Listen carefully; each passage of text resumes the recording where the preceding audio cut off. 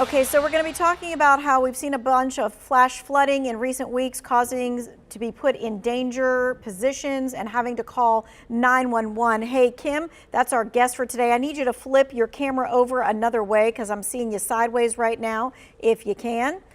Let's try it if you can to do that. So when you're in a crisis, many of us know to dial 911, but what information do you need to know to say to that person on the other end when you are calling 111? And how do you know if what you're calling about qualifies as an emergency? So right now, Kimberly Burkey with Guilford Metro 911 is joining us. So many people probably called, you know, with all the intense rain, the lightning, that kind of thing. What kind of information do you guys need to know when they're calling you?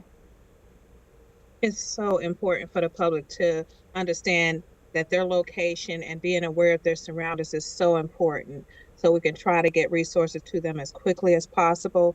And based on the nature of the call or the severity, that we get the right resources to them, whether it be just them reporting some kind of street flooding or maybe even a water rescue.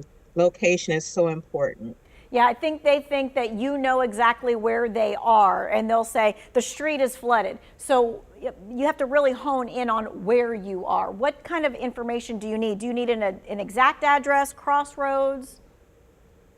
Cross streets is very important. A lot of times there's flooding or puddling on the highways as well. People need to know what highways they're on. If they're not familiar with where they was traveling or how long they've been on the last known street, the next cross street, what their surroundings might say, a business, anything like that, any kind of landmarks that might help us get to them quickly as possible. And I know the first thing that usually you guys say when you pick up the phone is 911, what is your emergency? But I think probably people just start talking without really like emphasizing like I need police, I need fire, I need something.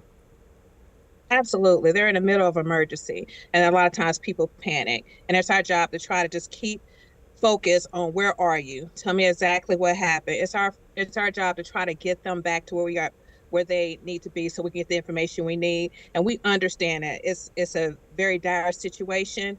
So if people can remember to just try to remember where they are, tell us exactly what's going on, and just try to answer the questions because we have all the questions we need to get the answers we need in order to get the response out there that they need.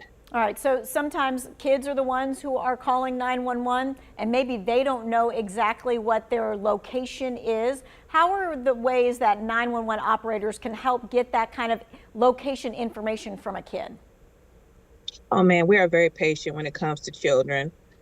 Just trying to get them to look around for any kind of paperwork. If they're old enough to read, just trying to get them to try to read what they see or look at signs if they're outside and just try to, even if they just know the letters, very patient about trying to get as much information from them as we can.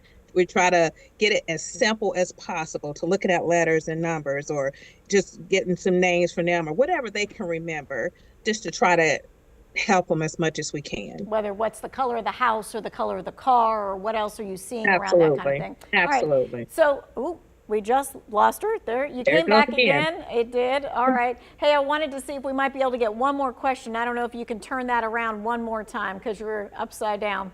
Okay.